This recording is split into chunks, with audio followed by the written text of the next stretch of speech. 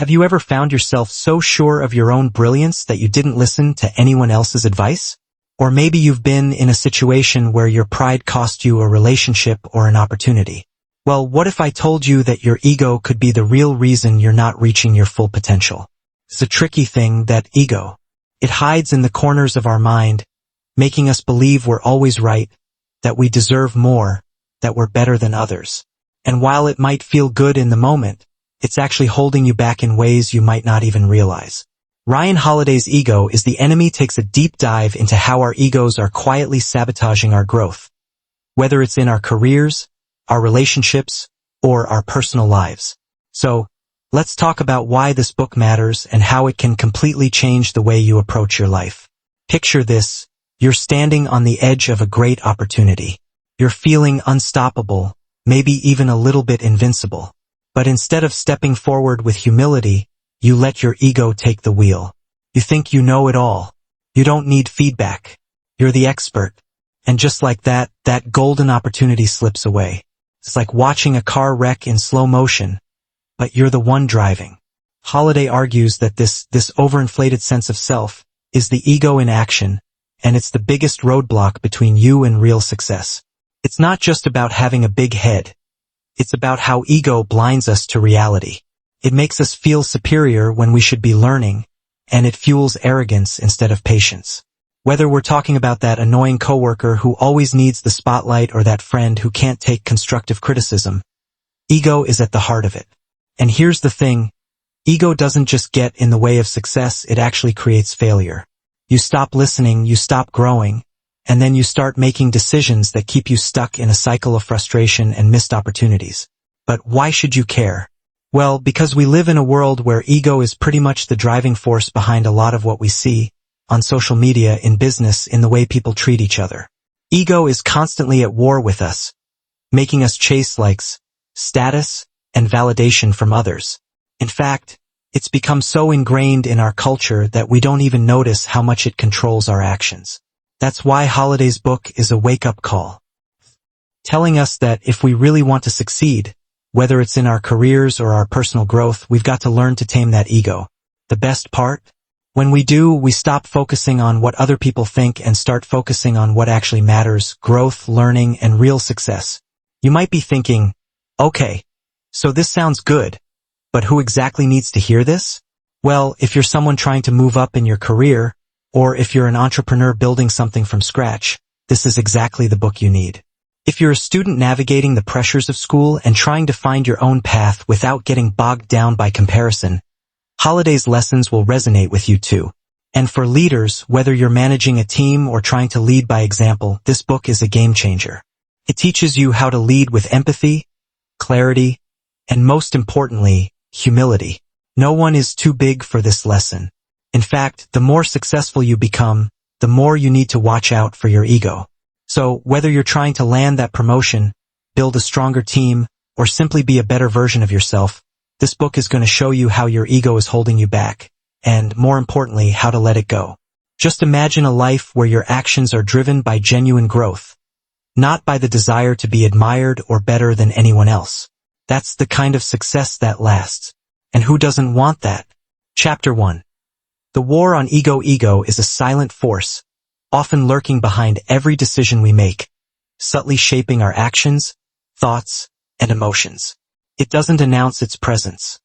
Rather, it's like a slow-moving tide, gradually but relentlessly pulling us in directions that, in hindsight, we may deeply regret.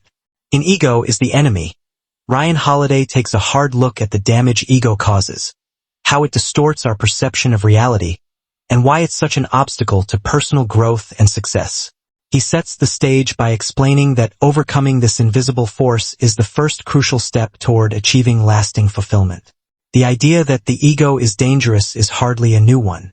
In fact, throughout history, great minds have warned against its traps. But why is it so powerful, and how does it manage to sabotage even the most well-intentioned individuals? According to Holiday, ego is like a virus. It infects the mind, blurs our vision, and drives us to pursue things that are ultimately self-destructive. It's an illusion, trick we play on ourselves, leading us to believe that we are more important than we really are or that our ideas are infallible. When this happens, we stop growing, stop learning, and eventually we stop succeeding. Let's take a moment to think about how ego shows up in our everyday lives. Imagine you're at work, presenting an idea to your team. You're confident, maybe even a little too confident, and as you speak, you sense that people are nodding along, agreeing with everything you say. There's a part of you that enjoys the validation, the feeling that you have all the answers. But the next day, when you're discussing the same idea with someone who has a slightly different perspective, you immediately dismiss their feedback, convinced that you're right. That's ego.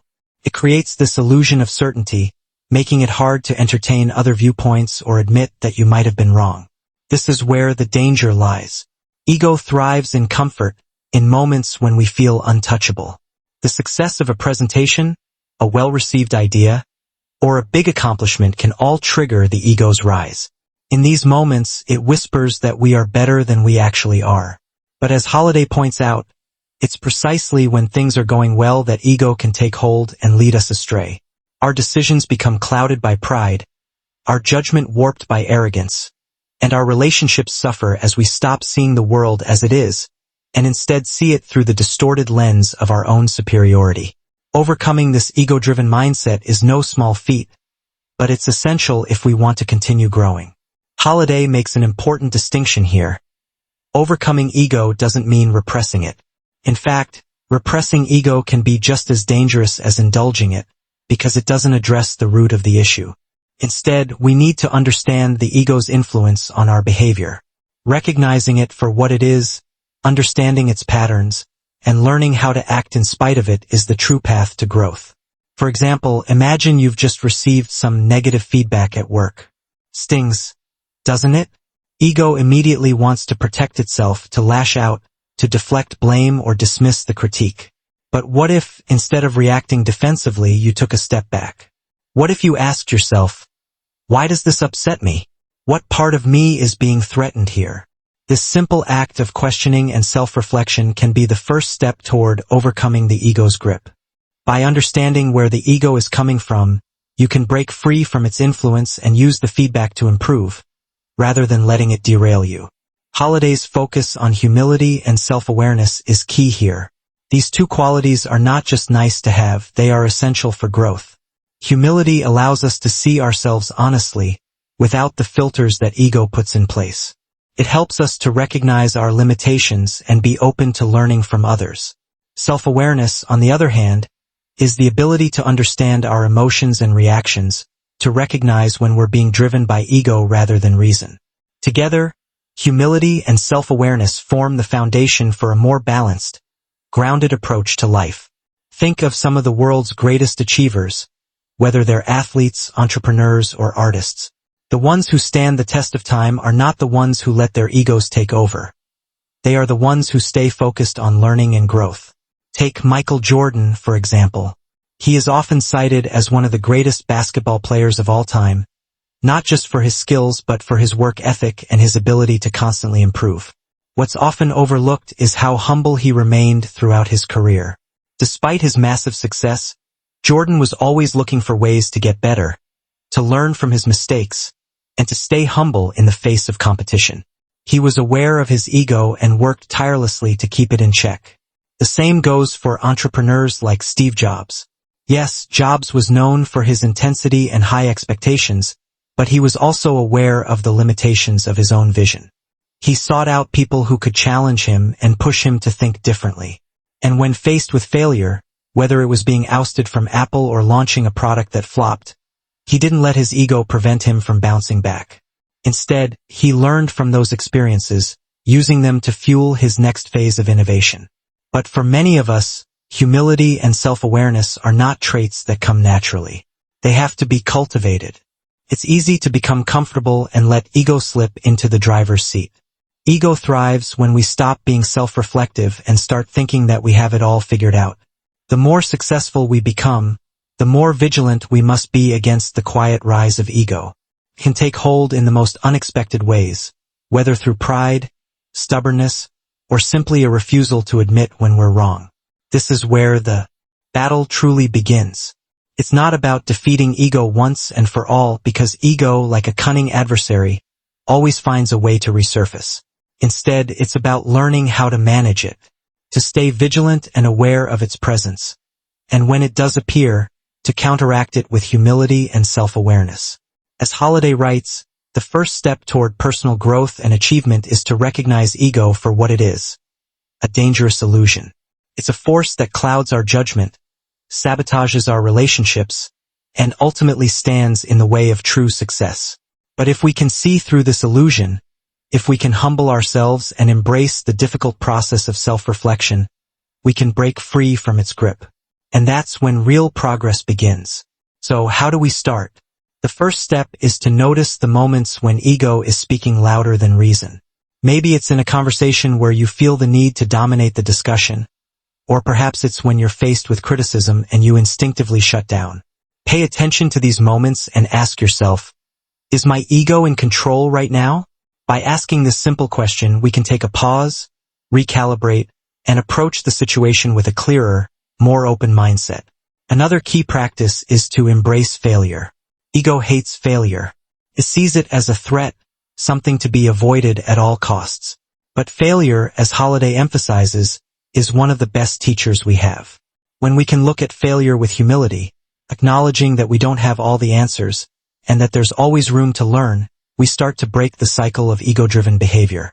Rather than seeing failure as a setback, we see it as an opportunity to grow and improve. And finally, we must make humility and self-awareness part of our daily practice. This doesn't mean being self-deprecating or putting ourselves down. It means being honest about our strengths and weaknesses, and being willing to learn from those around us. It means putting our egos aside for the sake of progress, knowing that the more we can let go of our need to be right, the more we can actually achieve. The war on ego is a lifelong battle, but it's one that's worth fighting. By recognizing the ego's presence, understanding its influence, and embracing humility and self-awareness, we can break free from its control and unlock our true potential. The next time you find yourself feeling too confident, too sure of your own rightness, take a step back. That's the moment when ego is at work. And that's the moment when growth begins. Chapter 2. Aspirations. Aspirations are the driving forces behind every major decision we make in life. They shape our actions, influence our relationships, and define our vision of success. But as Ryan Holiday argues, an ego is the enemy. If our aspirations are driven by ego, they can become dangerous traps that lead us astray. We all want to achieve great things, but the question is, what are we really aiming for? Is it true fulfillment, or is it external validation that feeds our ego? This chapter focuses on the peril of letting ego drive our ambition, how it distorts our desires, and why we need to redefine what it means to aspire to greatness. The ego loves to be validated. It craves recognition, applause, and the feeling of being admired. And when we allow our aspirations to be shaped by the need for recognition, we run the risk of pursuing hollow goals that may ultimately leave us feeling unfulfilled. So, how do we realign our ambitions with something more meaningful? How do we stop chasing external rewards and start focusing on the process that will bring true growth? At first glance, the idea of ambition might seem harmless. After all, isn't striving for success a positive thing? The problem arises when ambition is rooted in ego. Think about it. How often do we set goals based on what other people will think of us? How many times have we chosen a path because it seemed prestigious or would win us approval from others? The pursuit of status, fame, or wealth often comes with an unconscious expectation that our worth is tied to what others think of us. And that, as Holiday points out, is where the trap lies. Consider a young professional starting out in their career. They have big dreams of climbing the corporate ladder, becoming a vice president, or earning accolades for their contributions. At first, it's all about learning, growing, and doing the work that excites them.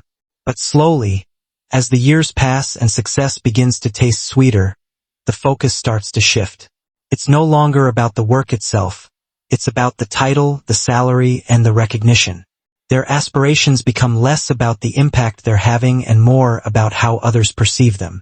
What started as a passion for the work is now a desperate chase for external validation. This is where the danger of ambition driven by ego becomes apparent. When we focus too heavily on prestige or recognition, we lose sight of the deeper purpose that originally motivated us. And that shift away from purpose and toward status ends up leaving us feeling hollow. We achieve success, but it doesn't feel as fulfilling as we imagined it would. This is what happens when our aspirations are tainted by ego. We end up chasing something that isn't real or sustainable. What we thought would make us happy turns out to be empty, and we find ourselves chasing the next thing, always searching for external approval but never truly satisfied. But there's a solution to this problem, and it begins with shifting our focus from the result to the process. In the world of ego-driven ambition, we're taught to measure our success based on external markers. Titles, accolades, money. But true fulfillment comes from the pursuit itself, not the rewards that come with it. It's about getting lost in the work, finding meaning in the journey, and allowing personal growth to be the ultimate goal.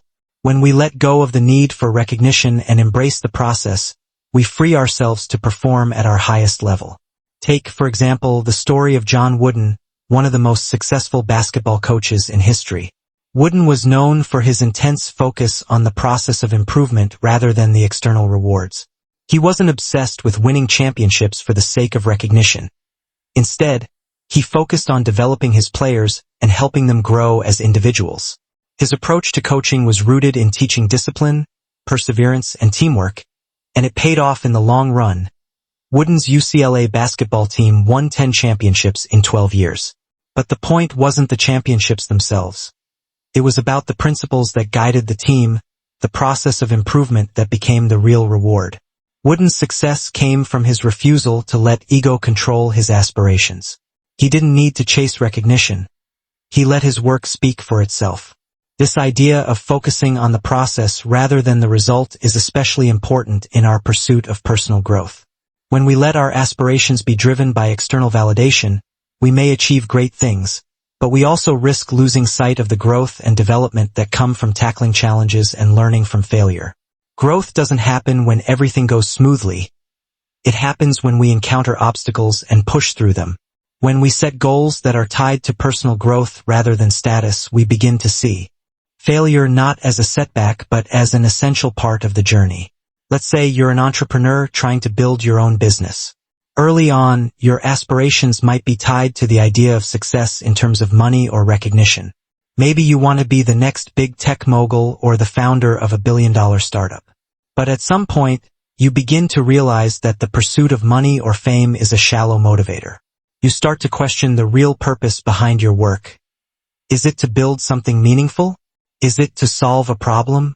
Is it to contribute to your community? When your aspirations shift from external markers of success to something deeper, you begin to find fulfillment in the work itself. Steve Jobs, the iconic founder of Apple, understood this shift in aspirations. Jobs was not driven by a desire to be the richest man in the world or to gain fame for the sake of it. His aspiration was to create products that changed the world, to make a lasting impact on technology and design. That's why, despite his enormous success, he never rested on his laurels. He was driven by a deeper purpose, and that allowed him to continue pushing the boundaries of innovation. Jobs' focus was on the work, not the rewards, and as a result, his legacy has endured far beyond any external recognition. Holliday emphasizes that our aspirations should be grounded in personal growth and learning, not in external approval. When we center our goals around our own development, we become more resilient, more adaptable, and more motivated to keep moving forward. This shift in focus also allows us to remain grounded and humble, even in the face of success. We stop measuring ourselves against others and start measuring ourselves against our own potential. And when that happens, the need for recognition falls away, and we're free to perform at our best. Of course, this doesn't mean we should abandon ambition altogether. Ambition, when properly channeled, can be a powerful force for positive change. The key is to ensure that our ambitions are aligned with our true purpose. When we aim for things that matter, things that align with our values and growth, we're much more likely to experience lasting fulfillment. But when we chase after hollow dreams of fame, wealth, or status, we risk falling into the trap of ego-driven ambition, where the pursuit of recognition becomes an endless cycle of dissatisfaction.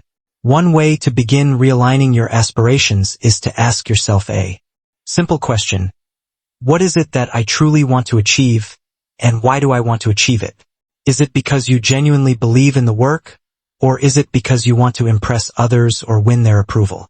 This question can help you sift through the noise and clarify your true intentions. By identifying your deeper motivations, you can set goals that are more aligned with your personal growth and long-term satisfaction. In conclusion, the key takeaway from this chapter is that ambition driven by ego can lead us down a dangerous path, where we're constantly chasing external validation instead of focusing on the meaningful process of growth.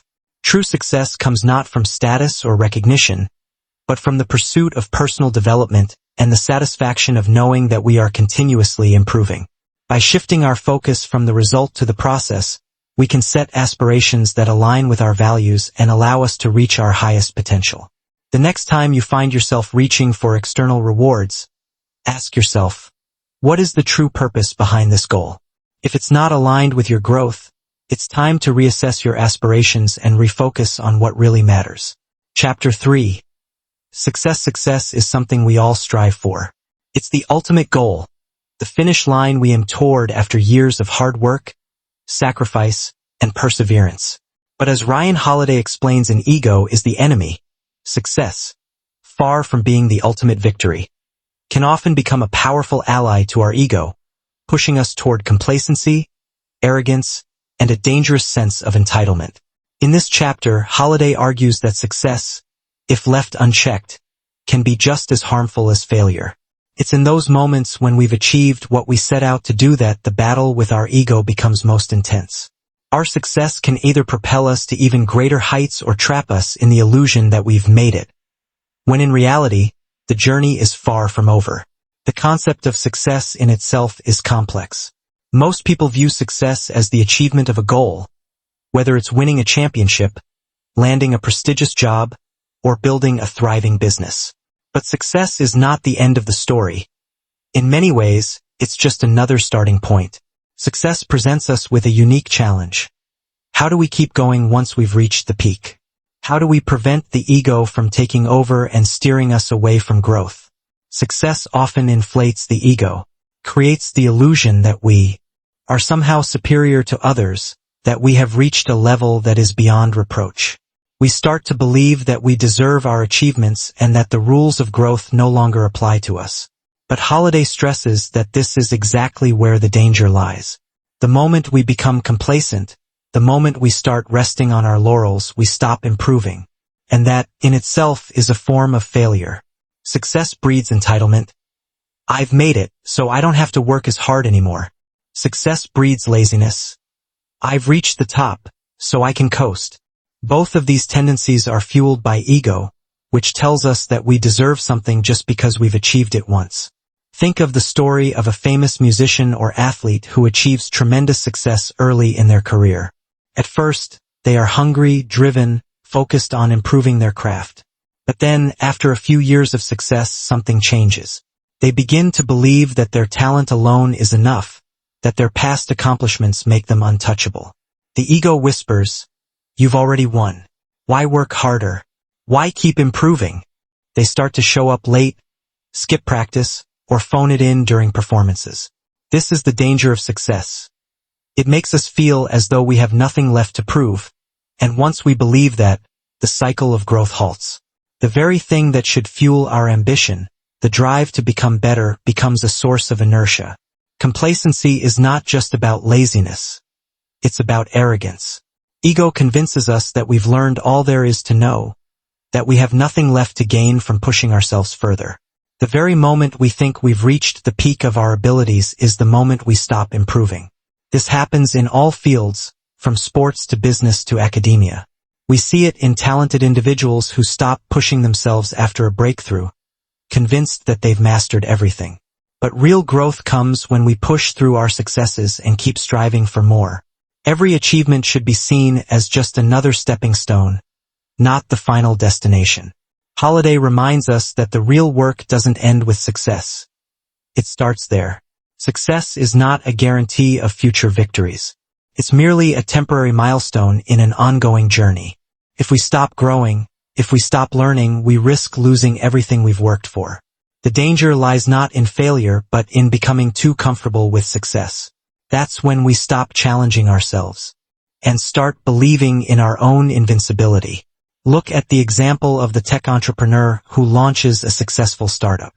Initially, they are driven, focused on the next challenge, and determined to scale their business.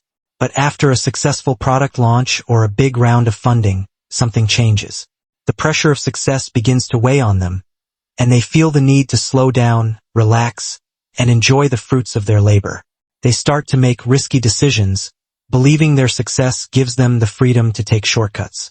They might overlook the competition, neglect their customers, or fail to innovate, all because their ego is telling them that they have already succeeded. Unfortunately, this complacency often leads to failure, whether in the form of a lost market position, a failed product, or a tarnished reputation. The ego convinces them they don't need to push as hard anymore, but it's in these moments that their real test begins. This is why constant growth, humility, and a focus on the process are critical even and especially in times of success. Humility is the antidote to ego. When we recognize that our success is not a permanent state, but rather a result of continuous effort, we remain grounded. We stop taking our achievements for granted and start seeing them as a product of hard work, perseverance, and a willingness to keep learning. The most successful people in the world don't rest on their laurels after achieving something great. They continue to challenge themselves, to learn, and to grow. They embrace the idea that their success is a byproduct of an ongoing journey, not the destination itself. Consider the example of the legendary boxer Muhammad Ali. Ali was known for his incredible talent in the ring, but he was also a fierce competitor who never believed in resting on his past victories. After his early success, he didn't slow down or become complacent. Instead, he sought out tougher opponents, trained harder, and constantly pushed himself to be better. He never allowed success to inflate his ego or make him complacent. Even when he became a household name, he remained focused on the fight, not the fame. This mindset of relentless improvement and humility is what allowed Ali to maintain his greatness throughout his career. Similarly, in the world of business, we can look to Warren Buffett.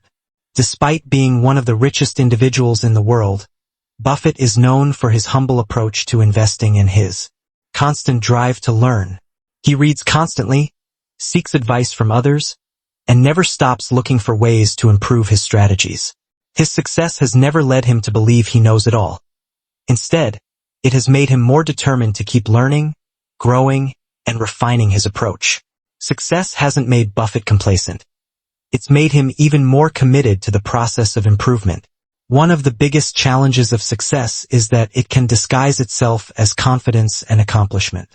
Ego often takes the form of what seems like self-assurance, believing in our abilities, feeling entitled to recognition, or assuming that success will continue to come effortlessly. But this is where the ego tricks us. Confidence is necessary, but it's confidence built on humility and a recognition that success is never guaranteed. When ego disguises itself as confidence, it becomes a dangerous force, leading us to take risks we shouldn't, ignore feedback, and stop learning. True confidence, the kind that leads to sustained success, is grounded in an awareness of our limitations and an understanding that there is always more to learn. Holiday's central point here is that success can either be an opportunity to grow or a trap that leads to stagnation. It's our choice. We can let our ego take credit for our achievements, believe we've reached the top, and coast from there. Or we can recognize that success is just one chapter in the book of our lives, and that real fulfillment comes from the journey, not the destination. The ego may try to tell us that we've made it, but true success is about staying hungry, staying humble, and continuing to grow, no matter where we are in our careers or lives. The practical takeaway from this chapter is simple but crucial. Never let success lead you to complacency. Recognize the ego for what it is when it starts to disguise itself as confidence. Stay grounded, remain humble, and keep focusing on the process, not the rewards. Success can be a powerful motivator, but only if we continue to strive for growth and improvement. The next time you reach a significant milestone, don't let it be the end of your journey. Use it as fuel to push even further, and always remember that success, when not checked by ego, can be just as dangerous as failure. Keep your eyes on the long-term goal, personal growth, and the external markers of success will follow. Chapter 4. Failure is something most of us try to avoid, and when it inevitably comes, we try to shrug it off or hide it. It's uncomfortable, painful, and sometimes it can feel like it marks the end of our journey. But Ryan Holiday in Ego is the Enemy challenges this notion. He argues that failure is not the enemy, ego is. And failure, in its purest form, is an opportunity for growth and self-discovery, if we can embrace it with humility instead of resistance. We all know what failure feels like. The sting of a missed opportunity, the regret of not meeting expectations, the weight of defeat. But we don't always understand how to deal with it. Most people, when faced with failure, react with defensiveness. We make excuses, blame others, or downplay the significance of the failure. Our egos prevent us from accepting that we've fallen short, convincing us that admitting failure is a sign of weakness or incompetence. But as Holiday points out, it's precisely this resistance that stops us from learning the most important lessons that failure can offer. Ego, Holiday argues, thrives in the face of failure. Rather than seeing it as an opportunity to learn, ego convinces us that we must hide our failures, protect our image, and maintain our sense of superiority. Ego says, if I admit failure, people will see me as less than perfect. I might lose respect, or worse, I might lose confidence in myself. This is dangerous. When we allow our egos to dictate how we respond to failure, we rob ourselves of the opportunity to grow and improve. We become stuck in a cycle of denial and self-deception, unable to move forward. Consider the story of a young entrepreneur who launches a startup with great enthusiasm, only to see it fail within a year. The ego tells them, this is humiliating. You're not cut out for this. You're a failure. The instinct is to shut down, to hide the failure and pretend it never happened. But if this person gives in to their ego, they miss out on the critical lessons failure can teach them. On the other hand, if they can humble themselves and face the reality of the situation, they might discover a deeper understanding of what went wrong. They might learn from their mistakes and gain the clarity needed to succeed in the future. Failure becomes the best teacher they never wanted, if only they let go of their ego and embrace it. The idea that failure is a teacher may seem counterintuitive to many. In a culture obsessed with success and achievement, failure is seen as something to be avoided at all costs. We're told to celebrate success and ignore or minimize failure. But the truth is that failure is inevitable, and it's often the turning point in our growth. Think of any successful person, whether an athlete, an entrepreneur, or an artist, and you'll find a string of failures that paved the way for their success. They didn't succeed in spite of their failures. They succeeded because of them. Failure teaches us what works and what doesn't, what we're good at and what we need to improve. But only if we approach it with humility and a willingness to learn. This is where ego becomes a barrier. When we fail and our ego takes over, we can't see beyond our own sense of pride. We think of failure as a personal indictment, a blow to our identity. But in reality, failure is simply a result, not a reflection of who we are. If we can detach our sense of self from the failure, we can begin to see it for what it truly is, an essential part of the learning process. In fact, some of the most successful people in history have failed repeatedly. Thomas Edison failed thousands of times before he invented the light bulb. Steve Jobs was fired from Apple before returning to turn it into one of the most valuable companies in the world. Michael Jordan was cut from his high school basketball team. These failures didn't define them. They refined them. Their humility in the face of failure allowed them to bounce back stronger and more determined than before. The key takeaway here is that failure is necessary. It's an integral part of the path to success.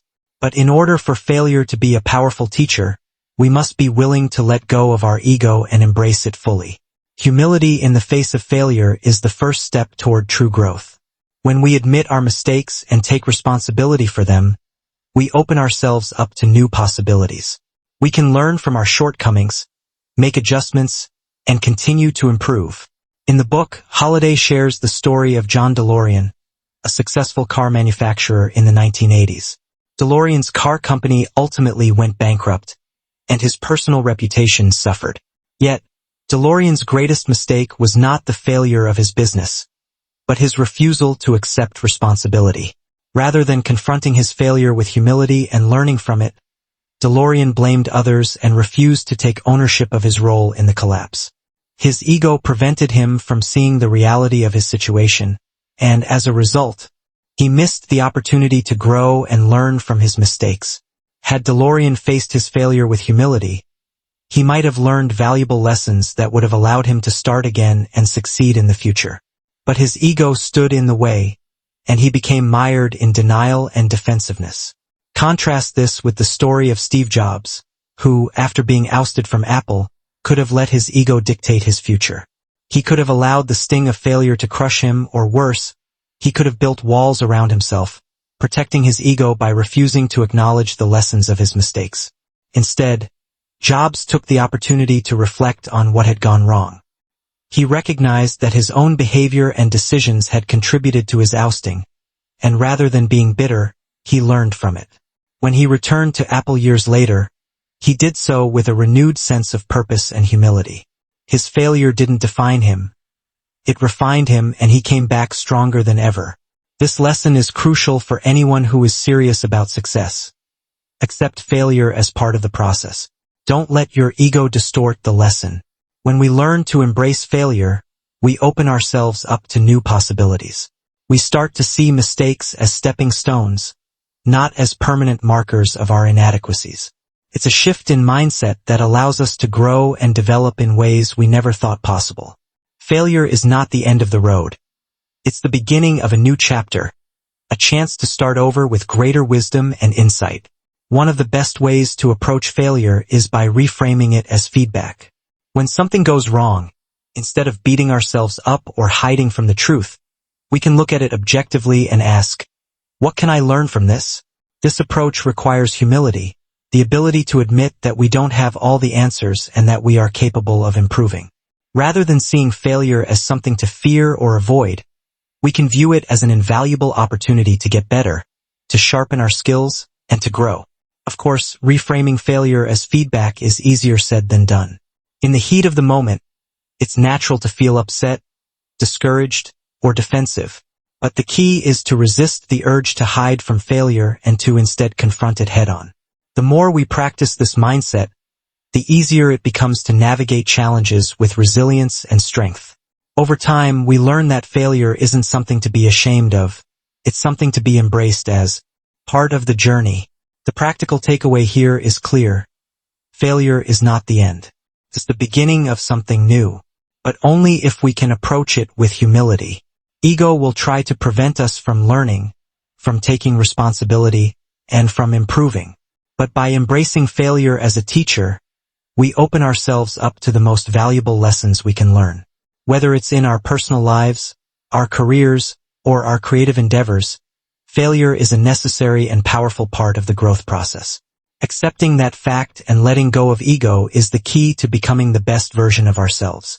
Chapter 5.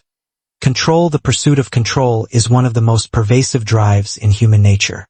We seek control over our environments, our relationships, our work, and even our emotions. It seems only natural to want to steer life in the direction we desire, to ensure that we avoid discomfort and experience success. But Ryan Holiday, in Ego is the Enemy, takes a sharp look at this desire for control and offers a much-needed perspective. He argues that while we cannot control everything, we absolutely can control our responses to external events.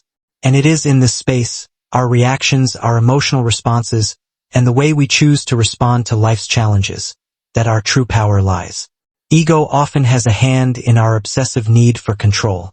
When things go wrong, when plans unravel, or when we face unexpected obstacles, the ego responds with frustration, defensiveness, or anger. It tells us that things should be going according to plan and that if they're not, something is wrong. In these moments, we feel helpless, as if the external circumstances are too much to bear. But Holiday argues that what we really need is to look inward. We cannot always control what happens to us, but we can control how we react. The choice is ours. Take, for example, a scenario in which a person finds themselves passed over for a promotion at work. They've put in the hours, done the work, and felt confident that they would get the promotion.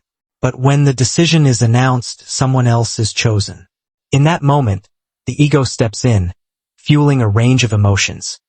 Frustration, resentment, disbelief, or even a feeling of betrayal. The mind races. Why wasn't I chosen? What do they see in this person that they don't see in me? I've done more. I've worked harder. But if the person allows these emotions to dominate their reaction, they risk falling into a negative cycle. They can become consumed by their ego's desire for validation and control over the outcome. This reaction not only impedes personal growth but also damages their relationships and reputation in the workplace. But here's where Holiday's concept of control comes in. What if, instead of reacting with frustration or defensiveness, the person paused and took a step back? What if they acknowledged the disappointment without letting their ego take over? This pause is critical. In this moment, they have the power to choose their response. They can decide to accept the situation with grace, analyze what went wrong, learn from it, and commit to improving in the future. They can choose to work harder, ask for feedback, and approach the next opportunity with a clearer head. This is the kind of control that leads to growth. The control Holiday talks about is not about controlling external events or outcomes. It's about controlling our internal responses. By focusing on what we can control, our effort, mindset, and emotional reactions, we free ourselves from the cycle of frustration and defensiveness. We move from a position of helplessness to one of strength and clarity. When we learn to control our ego, we unlock a deeper sense of emotional resilience and mental clarity. Instead of being swept away by our emotions, we can choose to respond thoughtfully and productively. One of the best examples of this comes from the world of sports.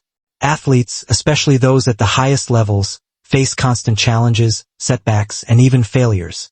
A missed shot, a lost game, an injury, these are all part of the process. But the athletes who succeed are not those who avoid failure or external obstacles. They are the ones who maintain control over their reactions. They don't let their frustration or anger cloud their judgment. They understand that their emotions don't control them unless they allow it. Take Michael Jordan, for example. Jordan was known not only for his incredible talent but for his ability to stay focused and remain in control, no matter how intense the pressure. When faced with failure or a tough game, Jordan's reaction was always one of calm determination. He understood that his response was his choice, and by choosing to stay calm, he could continue to focus on improving and pushing forward. This is not to say that it's easy.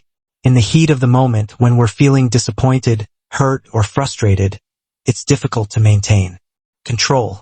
But that's precisely when it matters most. The more we practice controlling our reactions, the easier it becomes to handle adversity with grace. We learn to separate our emotions from the situation, to respond thoughtfully rather than impulsively. And over time, this leads to greater emotional resilience and mental clarity, which are essential for success. The desire for control over everything can also create unnecessary stress. When we try to control every aspect of life, our relationships, our career paths, even how others perceive us, we place a tremendous amount of pressure on ourselves. This stress often stems from the need to get it right or to avoid failure at all costs. But as Holiday points out, this is a trap. The need to control everything only makes us anxious and blinds us to the real sources of our growth. The key to success is not in trying to control everything, but in focusing on the things we can control and letting go of the rest. In the book, Holiday discusses the idea of dichotomy of control, a concept rooted in Stoic philosophy. It suggests that life presents us with two types of things we can control and things we cannot. We have control over our thoughts, actions, and attitudes, but we do not have control over the actions of others, the outcome of events, or the unforeseen challenges that life throws our way. The sooner we can recognize this, the sooner we can stop wasting energy trying to control the uncontrollable and start focusing on what really matters, our response.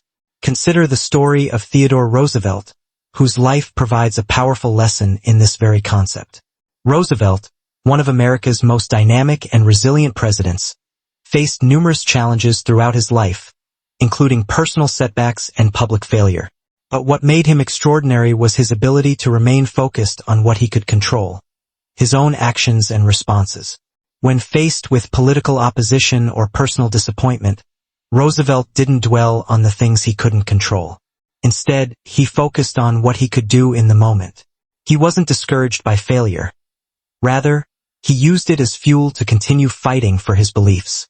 Roosevelt's ability to remain calm in the face of adversity and to focus on his own actions was a cornerstone of his success. Another example comes from the world of business. Steve Jobs, after being ousted from Apple, could have easily fallen into frustration and defensiveness. He had been rejected by the company he co-founded. His ego could have driven him to become bitter or to spend years trying to regain control of Apple. Instead, he used the situation as an opportunity to reflect and learn. Jobs didn't try to control Apple's future. He focused on his next project, building the company Pixar and later returning to Apple with a renewed sense of purpose. He didn't let his ego dictate his response to the situation. He controlled what he could, his reaction, and used it as a springboard for greater success. By learning to control our reactions, we cultivate a sense of emotional resilience. We no longer feel overwhelmed by events outside of our control. Instead, we feel empowered to navigate challenges with clarity and purpose. Control, in this sense, becomes an internal practice rather than an external one. We don't need to control everything around us. We just need to control ourselves. And this, in turn, allows us to stay calm, make better decisions, and move forward with greater confidence. The takeaway from this chapter is clear. Focus on what you can control. You can control your effort, your attitude, and your response to challenges. Everything else is outside your grasp, and trying to control it only leads to frustration and stress. When we learn to control our ego, our impulses, our emotional reactions, and our need for validation, we gain mental clarity and emotional resilience. This inner control is what allows us to remain focused on the process, not the outcome. And it's in this process, in the everyday responses to life's challenges, that true success is achieved. Chapter 6. The role of ego in personal relationships. Relationships, whether they're personal, professional, or casual, are the backbone of our lives. They define our social circles, influence our emotional well-being, and shape much of our daily experience. Yet, as Ryan Holiday explores, an ego is the enemy. The very thing that can make or break these relationships is often the ego itself. Ego doesn't just distort our self-image. It warps the way we interact with others, making us more focused on being right or impressive than on being genuine, vulnerable, and understanding.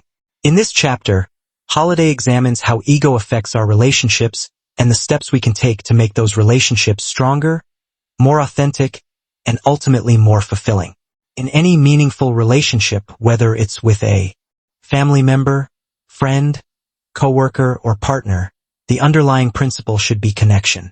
However, when ego enters the picture, it works against that connection. Ego is fundamentally about self-preservation and self-interest. It seeks validation, recognition, and control. The moment we allow our egos to dominate our interactions, our focus shifts from truly understanding the other person to trying to prove something about ourselves. We stop listening and start talking over others. We stop trying to connect and start trying to win. And the more we engage in these ego-driven behaviors, the more we damage our relationships and push others away. Let's look at an example. Imagine two colleagues working together on a project. They're both highly skilled and have their own ideas about how things should be done. One of them, however, is determined to get their way and begins to push their ideas forcefully, without considering the perspective of their coworker. Their ego tells them that their way is the right way, that their expertise should be enough to silence dissent. They refuse to listen to any suggestions or feedback, convinced that to do so would undermine their authority. But by refusing to be open to input, they not only risk the success of the project but also damage their professional relationship. The other colleague, feeling ignored and disrespected, may start to disengage, resent the situation, or even look for opportunities to undermine the first colleague's authority. In this scenario, the problem is not that one person had a better idea, but that the ego of the first person took over. Their defensiveness, their need to be seen as superior, prevented a healthy, open conversation. They weren't willing to listen or compromise because they were too focused on themselves. This dynamic is common in work settings, where people are more concerned with advancing their own agenda than working together as a team. But it's also true in personal relationships. Whether with a romantic partner or a close friend, when our ego gets in the way, we stop listening and start defending. We want to win the argument, prove that we're right, or get the last word, all at the expense of genuine connection. What we fail to realize in these moments is that real, meaningful relationships are built on humility, empathy, and the ability to listen. If we're constantly focused on proving our worth or defending our positions, we close ourselves off to others and create a wall between ourselves and them. The more we let our egos rule our interactions, the less we understand about the people we claim to care about. And, ultimately, the more isolated we become. Humility is key to building strong, lasting connections. It's the ability to admit that we don't have all the answers, to listen when someone else speaks, and to value their perspective. When we approach relationships with humility, we give others the space to share their thoughts and feelings without fear of judgment or criticism. And in doing so, we create an environment where both people can grow, learn, and connect authentically. One of the clearest examples of ego-driven behavior in relationships is defensiveness. When we feel attacked or criticized, our first instinct is often to defend ourselves. Our ego tells us that we must protect our self-image at all costs, so we fight back, deflect blame, or justify our actions. But, as Holiday points out, this defensiveness rarely leads to productive communication. Instead of resolving the issue at hand, we create more tension, more misunderstanding, and more hurt.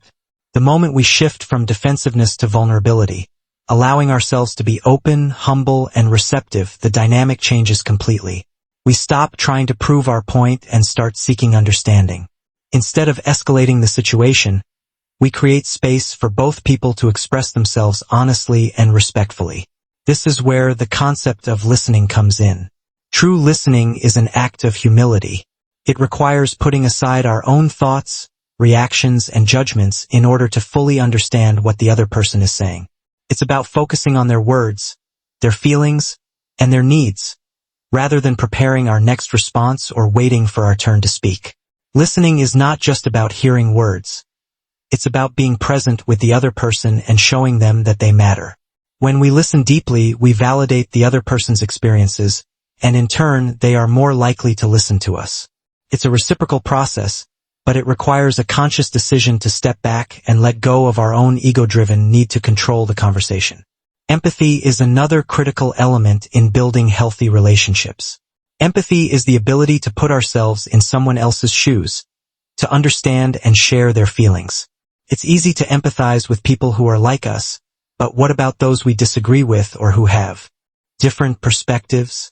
The ego wants to create division, to draw lines between us and them. But empathy helps us see beyond these lines and connect with others on a human level. It allows us to move past our differences and understand where the other person is coming from.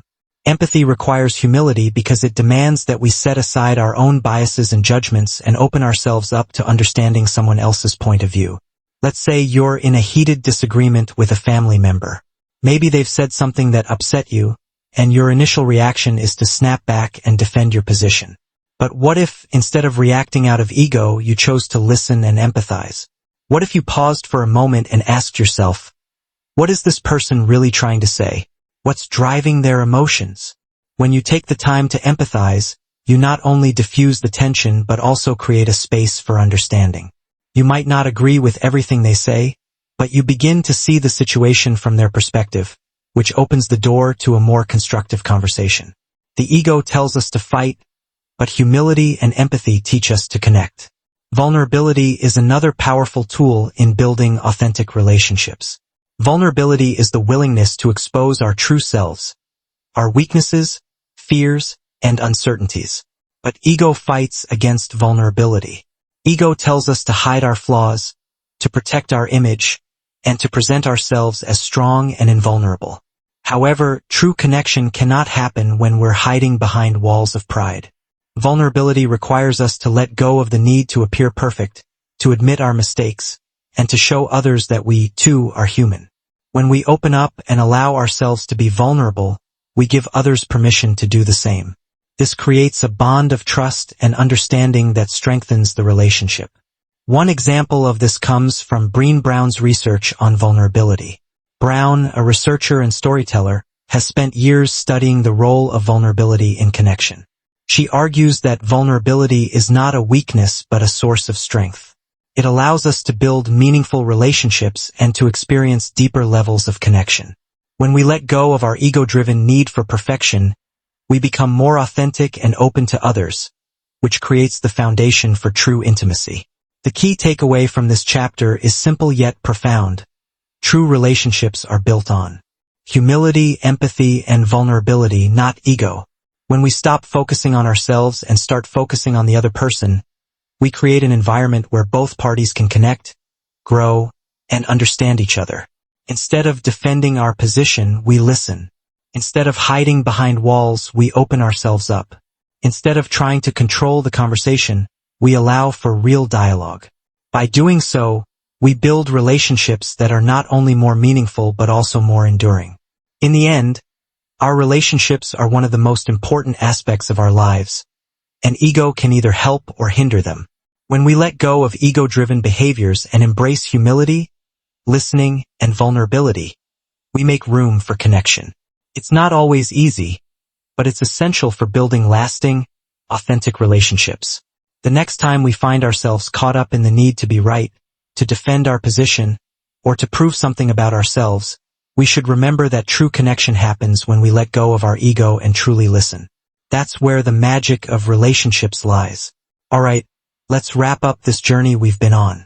By now, we've dug into the idea that the ego is a sneaky little thing. Creeps up when you least expect it, making you think you're the smartest in the room or the hardest working one on the team.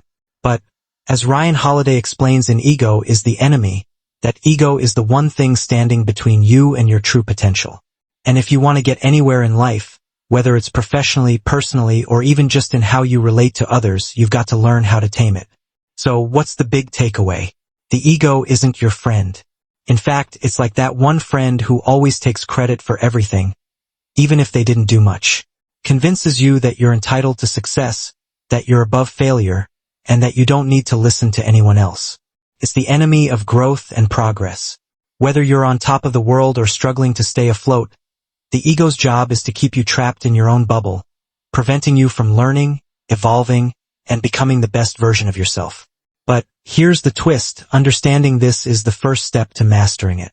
And when you do, you'll find that success doesn't just come from external achievements or awards, but from the way you control yourself, your reactions, and your drive. Now, I know what you're thinking, okay, but how do I actually apply this in real life? Well, that's where the fun begins. Let's start with daily practices, because if you want to tame the ego, you've got to build a routine that forces you to check in with yourself every day. It's like working out, but for your mindset. You know that feeling when you're about to make a big decision and your gut tells you something's off? That's your ego whispering in your ear. Regular self-reflection is like your personal alarm system, letting you know when ego's trying to take over. Ask yourself, am I doing this for the right reasons? Or is it about proving something? If you can pause and check in with yourself, you'll start catching those moments before they spiral into something bigger. Humility and gratitude are your two best friends here. It's easy to forget, but acknowledging other people's contributions can not only boost your relationships, but also keep your ego in check. It's about saying, hey, I didn't do this alone. Whether it's at work, in a friendship, or even in a family setting. Humility isn't about downplaying your achievements. It's about being aware that you're part of a bigger picture. We're all learning and growing together, so give credit where it's due. It's like taking a breath and realizing, I can't do it all by myself, and that's okay. That shift in mindset can completely change how you approach everything. Then there's the magic of a growth mindset. Imagine waking up every day not trying to be perfect, but trying to get better. The ego says, you've got to be the best. But the growth mindset says, I've got a lot to learn, and I'm excited about it. No one is born knowing everything. Life's about constantly improving. Every failure is just another lesson, and every success is just a stepping stone to something bigger. So, focus less on being perfect and more on making progress. This simple shift can make your goals feel so much more achievable. Now, let's talk about emotional control. Let's face it, life throws curveballs. Maybe you didn't get the promotion you wanted, or someone cut you off in traffic. The ego's first reaction is often frustration. It wants to lash out, defend itself, or throw a tantrum. But if you can master emotional control, you'll realize that it's not what happens to you that matters, it's how you respond. Stress and pressure don't have to derail your progress. In fact, they can be a chance to practice resilience. Stay calm, stay focused, and remember, you control your actions, not the circumstances around you. Now, looking at the long game, this is where you set the stage for sustainable success. First, figure out what really drives you. We all know the person who's only chasing money or status, but what happens when that's all you care about? It's a treadmill that never stops. Establishing a purpose-driven approach to life and work is the real secret. When you focus on internal growth instead of external rewards, everything changes. You stop doing things just for the praise and start doing them because they mean something to you. Feedback is also key. It's one of the best ways to keep your ego in check. The moment you stop being open to feedback is the moment your growth stagnates. Imagine trying to improve a skill without getting advice or criticism from others. It's like trying to get better at basketball without ever practicing or getting coached. Feedback isn't an attack. It's a tool for learning. So, check your motives. Are you open to feedback? Or are you defending your ego? It's tough, but keeping that humility at the forefront will allow you to keep learning, improving, and growing. So, who exactly benefits from these principles? Well, everyone. Seriously. If you're a professional, think about how much smoother your career would go if you let go of entitlement and started leading with humility. You'd make better decisions, form stronger relationships, and see more meaningful success in your work. Students, this one's for you, too. In a world where everyone's comparing themselves to everyone else, learning to avoid ego traps will help you focus on the actual process of learning rather than worrying about what others think. As for entrepreneurs, imagine building a business based on genuine growth, ethics, and value, instead of just chasing recognition or money. That's how you create something that lasts. For leaders, the key to great leadership is empathy. By putting your ego aside and focusing on serving your team, you create a culture of trust and respect. When leaders lead with humility and authenticity, their teams are more likely to thrive.